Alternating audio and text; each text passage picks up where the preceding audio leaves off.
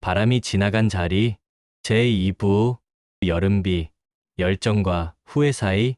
여름비는 이상해요. 갑자기 쏟아지고 이유를 설명하지 않아요.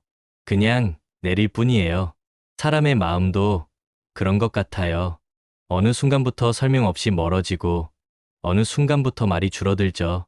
우리는 종종 이렇게 말해요. 지금은 바빠서. 조금만 지나면, 이 일만 끝나면.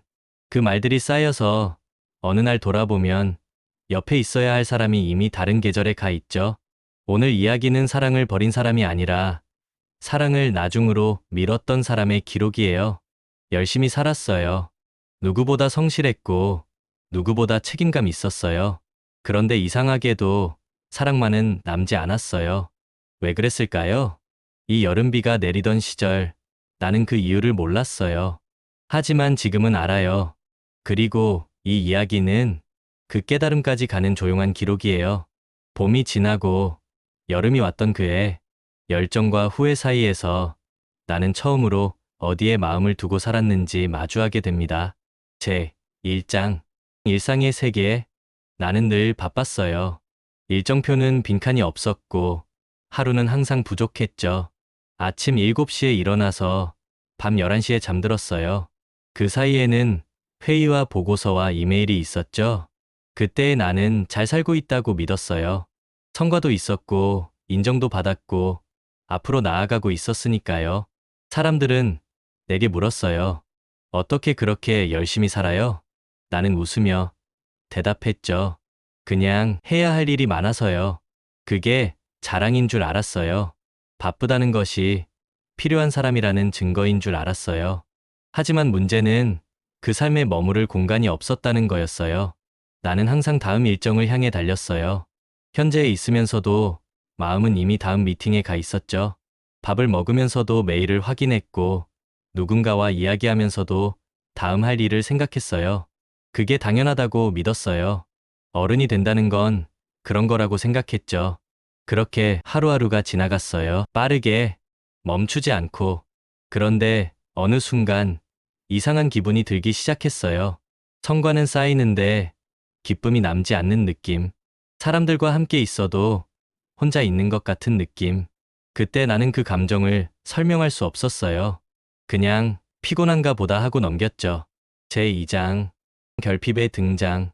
어느 순간부터 하루가 끝나도 마음이 쉬질 않았어요. 침대에 누워도 머릿속은 여전히 돌아갔어요. 오늘 하지 못한 일, 내일 해야 할 일, 다음 주 프로젝트. 나는 잠들기 전에 스마트폰을 봤어요. 업무 메신저, 이메일, 일정 확인. 그게 습관이었어요. 아니, 불안을 달래는 방법이었던 것 같아요. 내가 놓친 게 있으면 어떡하지? 그 불안이 나를 움직이게 했어요. 어느 금요일 저녁이었어요. 동료들이 회식 자리에서 웃고 떠들었어요. 나도 그 자리에 있었지만 마음은 다른 곳에 있었죠. 그날 제출한 보고서가 괜찮았을까? 다음 주 발표 준비는 충분할까? 옆 사람이 내게 말을 걸었어요. 요즘 괜찮아요? 좀 피곤해 보여요. 나는 반사적으로 대답했어요. 아니에요. 괜찮아요. 그게 거짓말인지도 몰랐어요. 집으로 돌아가는 길, 지하철 안에서 창밖을 봤어요. 어둠 속을 달리는 전철. 계속 움직이지만 어디로 가는지 모르는 기분이었어요. 그날 밤 처음으로 이런 생각을 했어요. 나는 왜 이렇게 살고 있을까? 대답은 없었어요. 그 질문에 답하려면 모든 걸 멈춰야 할 것 같았거든요. 하지만 나는 멈출 수 없었어요. 멈추면 뒤처질 것 같았어요. 그렇게 나는 계속 달렸어요. 더 빠르게, 더 열심히. 그런데 이상하게도 갈수록 허전했어요. 뭔가 중요한 걸 놓치고 있는 것 같았어요. 그때 나는 몰랐어요. 이게 외로움이라는 걸. 제3장, 부름. 6월 중순이었어요. 프로젝트가 하나 끝나고 드물게 평일 저녁에 시간이 생겼어요. 나는 회사 근처 카페에 들어갔죠. 그때였어요. 옆 테이블에 앉은 누군가가 조용히 말을 걸었어요. 여기 자리 있나요? 그녀는 차분한 미소를 짓고 있었어요. 급하지 않은, 부담스럽지 않은 그런 미소였죠. 네, 괜찮아요. 그렇게 우리는 같은 테이블에 앉게 됐어요. 그녀는 노트북을 꺼내지 않았어요. 스마트폰도 보지 않았어요. 그냥 커피를 마시며 창밖을 봤어요. 나는 그게 신기했어요. 요즘 사람들은 혼자 있어도 뭔가를 하잖아요. 그런데 그녀는 그냥 있었어요. 한참 뒤 그녀가 조용히 물었어요. 밥은 먹었어요? 그 질문 하나가 나를 멈춰 세웠어요. 누군가가 나의 성과가 아니라 나의 상태를 물어본 건 정말 오랜만이었거든요. 아직요? 조금 있다가 먹으려고요. 저도요. 그럼 같이 먹을래요? 그 질문에 나는 습관적으로 거절하려고 했어요. 바쁘니까. 할 일이 있으니까. 그런데 이상하게도 그날은 네라고 대답했어요. 그냥 그 순간 혼자 있고 싶지 않았던 것 같아요. 우리는 근처 작은 식당에 갔어요. 메뉴를 고르고 밥을 먹고 이야기를 나눴어요. 그녀는 내게 많은 걸 묻지 않았어요. 어떤 일을 하는지, 어디 사는지, 그런 걸 묻지 않았죠. 대신 이런 걸 물었어요. 오늘 하루는 어땠어요? 요즘 뭐 재밌는 거 있어요? 그런 질문들은 대답하기 어려웠어요. 나는 그런 걸 생각해 본 적이 없었거든요. 하지만 이상하게도 그 질문들이 좋았어요. 누군가 나의 일이 아니라 나의 마음을 궁금해 한다는 게. 다음 날 그녀에게서 메시지가 왔어요. 어제 밥 같이 먹어서 좋았어요. 오늘 하루도 무리하지 마세요. 그 짧은 문장이 묘하게 마음에 남았어요. 무리하지 마세요. 그 말을 들은 게 얼마만인지 모르겠어요. 제 4장 낯선 세계. 우리는 천천히 가까워졌어요. 일주일에 한두 번 퇴근 후에 만났어요. 계획을 세우지 않았고 약속도 거창하지 않았어요. 그냥 커피를 마시거나 산책을 하거나 밥을 먹었죠. 그녀와 있으면 시간이 다르게 흘렀어요. 나는 평소에 5분도 아까워했어요. 그런데 그녀와 있을 때는 시간을 쓸 생각을 하지 않았어요. 그냥 있었어요. 어느 날 저녁, 갑자기 비가 내렸어요. 우리는 우산 하나를 함께 쓰며 걸었어요. 그녀는 느리게 걸었어요. 나는 평소보다 보폭을 줄였죠. 그 순간 나는 깨달았어요. 내가 얼마나 오랫동안 빠르게만 살았는지. 그녀는 빗소리를 들으며 말했어요. 비 오는 소리 좋아해요. 세상이 조용해지는 것 같아서. 나는 고개를 끄덕였어요. 그런데 그날 처음으로 비 오는 소리를 들었어요. 정말로 들었어요. 우리는 카페에 들어갔어요. 창가 자리에 앉아서 창밖을 내다봤어요. 요즘 어때요? 많이 바빠요? 네, 늘 그렇죠. 힘들지 않아요? 나는 잠시 멈췄어요. 그리고 솔직하게 대답했어요.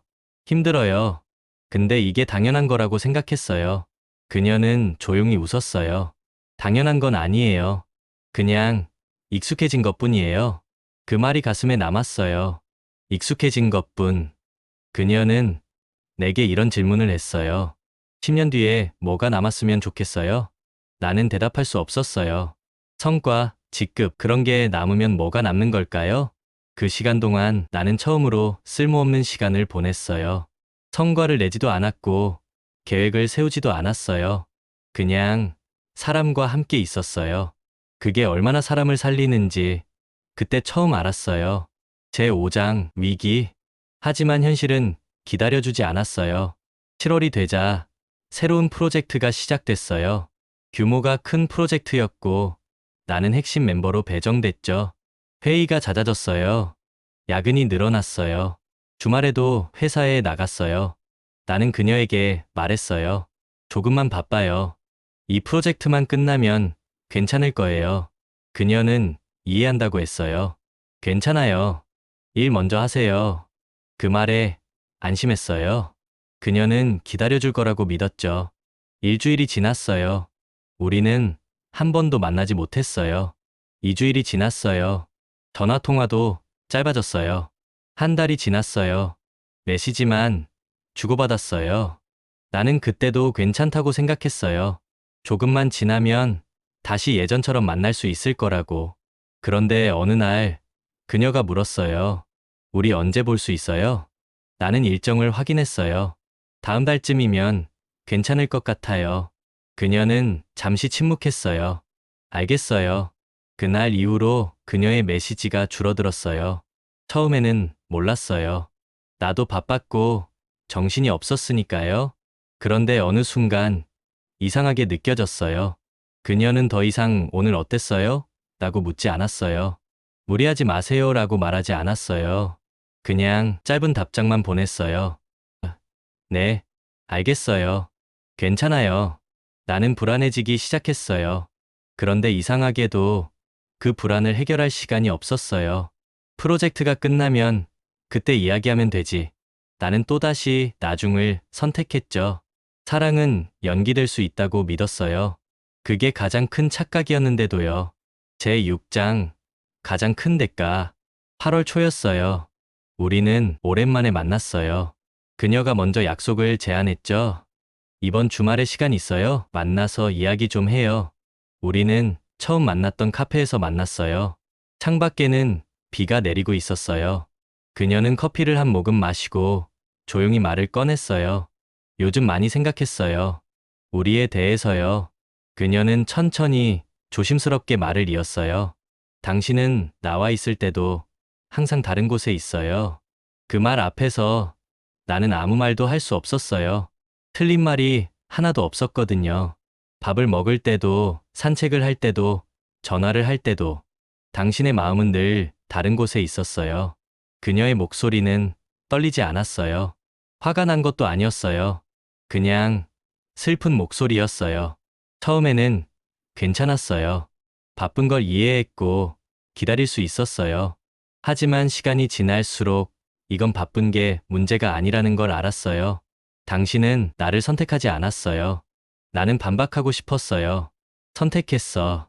내가 이렇게 만나러 왔잖아. 하지만 그 말을 할 수 없었어요. 왜냐하면 그녀 말이 맞았으니까요. 나는 그녀를 만났지만 마음은 회사에 있었어요. 함께 있었지만 다음 일정을 생각하고 있었어요. 나는 시간을 냈지만 마음을 두지 않았어요. 사랑은 나중으로 미룰 수 없어요. 매 순간이 선택이에요. 어디에 마음을 두느냐가 사랑이에요. 당신이 나쁜 사람이라서가 아니에요. 당신은 정말 열심히 살았어요. 하지만 그 열심 속에 나는 없었어요. 나는 그제야 깨달았어요. 내가 잃고 있었다는 걸. 아니, 이미 잃었다는 걸. 미안해요. 정말 미안해요. 그녀는 고개를 저었어요. 미안하다는 말은 필요 없어요. 나는 사랑받고 싶었어요. 일이 끝난 후회가 아니라 지금 이 순간에 빗소리가 점점 커졌어요. 그녀가 자리에서 일어났어요. 잘 지내요. 당신의 일이 잘 되기를 바랄게요. 그녀는 미소를 지었어요. 슬프지만 원망하지 않는 미소였어요. 나는 그 자리에 그대로 앉아 있었어요. 창밖으로 그녀가 멀어지는 모습이 보였어요. 비를 맞으며 걸어가는 그녀. 나는 일어나서 쫓아가야 했어요. 하지만 나는 움직일 수 없었어요. 왜냐하면 알았으니까요. 내가 지금 쫓아가도 아무것도 달라지지 않는다는 걸. 제 7장 귀환 프로젝트는 성공했어요. 9월 말 최종 발표에서 좋은 평가를 받았어요. 승진 이야기도 나왔어요.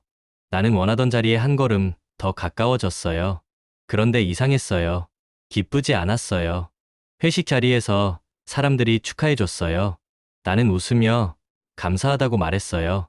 하지만 그 웃음이 진짜인지 가짜인지 모르겠었어요. 집으로 돌아가는 길, 지하철 안에서 창밖을 봤어요. 어둠 속을 달리는 전철. 그 느낌이 지금의 내 삶 같았어요. 집에 도착해서 나는 침대에 앉았어요. 그녀의 번호가 아직 남아 있었어요. 나는 메시지를 쓰려고 했어요. 그런데 뭐라고 써야 할지 몰랐어요. 결국 나는 아무것도 보내지 않았어요. 다음 날부터 나는 예전처럼 살았어요. 성과도 냈고 인정도 받았어요. 그런데 이상하게도 뭔가 텅 빈 기분이었어요. 저녁에 혼자 밥을 먹을 때 문득 그녀가 생각났어요. 밥은 먹었어요? 그 질문을 해줄 사람이 이제 없다는 게 갑자기 외롭게 느껴졌어요. 주말에 집에 있을 때도 무언가 빠진 것 같았어요. 나는 그냥 창밖을 바라봤어요. 비가 내리고 있었어요. 여름비. 그 빗소리를 들으며 나는 생각했어요. 나는 무엇을 위해 이렇게 달려왔을까? 승진, 연봉, 아니면 그냥 멈추는 게 무서워서였을까요? 하지만 지금, 이 순간, 나는 원하던 자리에 가까워졌지만 그 자리는 텅 비어 있었어요. 함께 기뻐할 사람이 없었어요. 그때 처음으로 나는 나에게 물었어요. 진짜로, 진심으로 나는 어디에 마음을 두고 살았을까? 일, 성과, 미래, 그런 것들에 마음을 두고 살았어요. 그런데 정작 사람에게는 마음을 두지 않았어요. 그 순간에는 마음을 두지 않았어요. 항상 다음을 생각했어요. 지금이 아니라 나중을요. 그렇게 나중만 기다리다가 지금을 놓쳤어요. 그리고 깨달았어요. 사람은 나중까지 기다려주지 않는다는 걸. 사랑은 미룰 수 없다는 걸. 제 8장, 변화된 시선. 10월이 왔어요. 가을이 왔고 거리에 나무들이 물들기 시작했어요. 나는 여전히 바빴어요. 새로운 프로젝트가 시작됐고 업무는 계속 이어졌죠. 하지만 뭔가 달라졌어요. 나는 더 이상 모든 걸 일에 쏟아붓지 않았어요. 퇴근 시간이 되면 정리하고 나왔어요. 주말에는 회사에 가지 않았어요. 동료들이 물었어요. 요즘 좀 여유 있어 보여요. 나는 웃으며 대답했어요. 그냥 달리 살아보려고요. 사실 여유가 생긴 건 아니었어요. 일은 여전히 많았어요. 하지만 나는 깨달았어요. 바쁨이 핑계가 될 수 없다는 걸. 시간이 없어서가 아니라 마음을 두지 않았던 거라는 걸. 어느 일요일 오후 나는 혼자 산책을 나갔어요. 목적지 없이 그냥 걸었어요. 공원 벤치에 앉아서 주변을 바라봤어요. 연인들이 손을 잡고 걸어가고 있었어요. 아이들이 웃으며 뛰어다녔어요. 그 풍경을 보며 나는 생각했어요. 나는 언제부터 이런 걸 보지 못하고 살았을까? 항상 급하게 걸었어요. 목적지를 향해서만요. 그 과정에서 주변을 보지 못했어요. 삶을 보지 못했어요. 나는 그날 처음으로 제대로 걷는 법을 배웠어요. 천천히, 주변을 보며, 지금을 느끼며, 그리고 깨달았어요. 삶은 목적지가 아니라 과정이라는 걸. 성과를 내는 것도 중요하지만 그 과정에서 무엇을 느끼고 누구와 함께 있는지가 더 중요하다는 걸. 나는 그녀를 떠올렸어요. 여전히 보고 싶었어요. 미안했고 후회했어요. 하지만 이제는 알았어요. 그녀를 되돌릴 수 없다는 걸. 지나간 시간은 돌아오지 않는다는 걸. 나는 그저 그 경험에서 배워야 한다는 걸. 다시는 같은 실수를 하지 않기 위해서. 그날 밤 나는 일기를 썼어요. 오랜만에 쓰는 일기였어요. 오늘 나는 깨달았다. 사랑은 일처럼 관리할 수 없다는 것을. 일은 계획하고 실행하고 달성할 수 있다. 하지만 사랑은 다르다. 사랑은 매 순간의 선택이다. 어디에 마음을 두느냐의 문제다. 나는 사랑을 나중으로 미뤘다. 그리고 그 순간 이미 사랑을 잃고 있었다. 일기를 쓰고 나니 마음이 조금 가벼워졌어요. 여전히 후회는 남아 있었지만 그 후회가 나를 짓누르지는 않았어요. 대신 그 후회가 나를 가르쳤어요. 어떻게 살아야 하는지를, 무엇이 정말 중요한지를. 마무리. 지금은 겨울이에요. 그때로부터 몇 달이 지났어요. 나는 여전히 일을 해요. 여전히 바빠요. 하지만 예전과는 다르게 살아요. 점심시간에는 동료들과 이야기를 나눠요. 업무 이야기가 아니라 일상 이야기를요. 퇴근 후에는 친구들을 만나요. 주말에는 부모님께 전화해요. 그리고 집에 가요. 밥은 먹었니?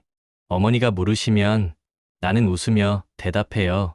네, 잘 먹고 있어요. 그 질문이 이제는 다르게 들려요. 단순한 인사가 아니라 진짜 걱정이라는 걸 알아요. 나는 그녀를 잊지 못했어요. 가끔 거리에서 비슷한 뒷모습을 보면 심장이 뛰어요. 가끔 여름비가 내리면 그날이 생각나요. 하지만 이제는 괜찮아요.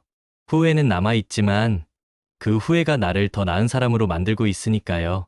언젠가 다시 누군가를 만나게 될 거예요. 그때는 같은 실수를 하지 않을 거예요. 그때는 제대로 마음을 둘 거예요. 일도 중요하지만 사람도 중요하다는 걸 잊지 않을 거예요. 나중이 아니라 지금을 선택할 거예요. 그 여름비는 지금도 내 안에 내려요. 하지만 이제는 후회가 아니라 기억으로, 그리고 다짐으로. 사랑은 일처럼 관리할 수 없어요. 계획할 수 없고 미룰 수 없어요. 사랑은 매 순간의 선택이에요. 어디에 마음을 두고 사느냐의 문제예요. 그리고 나는 이제 알아요. 우리는 사랑을 못해서가 아니라 마음을 두지 않아서 사람을 잃는다는 걸. 어디에 마음을 두고 사는지, 그게 우리의 인생을 만든다는 걸. 그러니 이제는 마음을 두세요. 지금 이 순간에, 나중이 아니라 지금. 왜냐하면 사람은 기다려주지 않으니까요. 바람이 지나간 자리, 그곳에는 후회가 남기도 하지만 지혜도 남아요. 이 이야기가 누군가에게는 경고가 되고 누군가에게는 위로가 되길 바라요. 그리고 무엇보다 누군가에게는 지금을 선택하는 용기가 되길 바라요. 여러분은 어디에 마음을 두고 계신가요? 엔딩. 여기까지 바람이 지나간 자리 제2부 여름비였습니다. 다음을 기대하며 감사합니다.